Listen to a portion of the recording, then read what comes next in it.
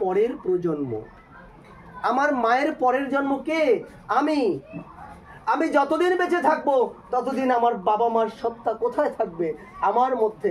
আমি উপলব্ধি করব আমার বাঁ পাশে একজন, ডান পাশে একজন। আমার এক হাতে বাবা, এক হাতে মা, এই দুয়ে মিলে আমার পূর্ণতা। বাবা মা থাকলে পাশে, পৃথিবী থাকে হাতের মুঠে, সুখ সম্পদ সম্মান ছুটে আসে পায়ের কাছে। সেই বাবা মাকে আমি উপলব্ধি করছি দুই পাশ থেকে। তাই তুমি কখনোই মনে করবে না আমার মা আমার কাছ থেকে চলে গেছে। আরে তোমার মা সেদিন তোমার কাছ থেকে চলে যাবে যেদিন তুমি পৃথিবী থেকে চলে যাবে। যতদিন তুমি বেঁচে থাকবে ততদিন তোমার মা জীবিত তোমার কাছে। হরি বল, হরি বল, হরি বল, হরি বল।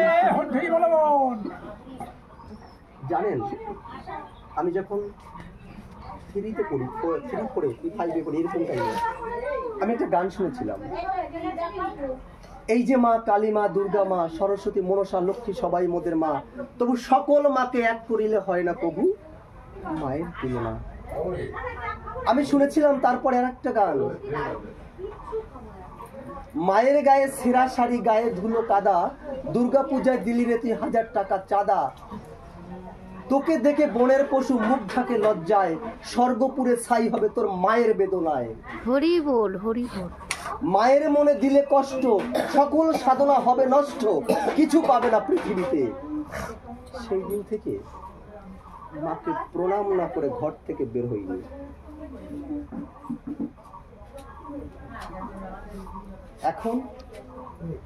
এখন আমি মনে করি আগে মা ছিল আমার ঘরে, আর এখন মা হচ্ছে আমার দেহের মধ্যে। আমার বাবা, আমার মা, আমি যতদিন বেঁচে থাকবে আলাদা কোনোদিনও হবে না। এখানে কথা বলছি, আমার মা, আমার বাবা আমাকে শক্তি যোগাচ্ছে। তাই তোমার মনে কোনোদিন যেন এটা না আসে আমার মা নেই। আমি বারবার একটা কথা বলছি, আমি তোমার বাড়িতে যাব, তুমি চোখের জল ফেলবে না। এই তো নিয়ম। হরিচাঁদ ঠাকুর বললেন জগৎকে প্রেম করো। আর কিছু লাগে? যে মানুষ চায় সবাই আমরা ভালো থাকবো, সেখানে পার্টিকুলারলি ব্যক্তিগত কারোর জন্য আশীর্বাদ লাগে। তা যে বললেন জগৎকে প্রেম করো, এই জগৎকে যদি ভালোবাসতে পারি, আমার আলাদা আলাদা করে আর কিছু লাগে না। এই শক্তিটা তোমার নিতে হবে। বাবা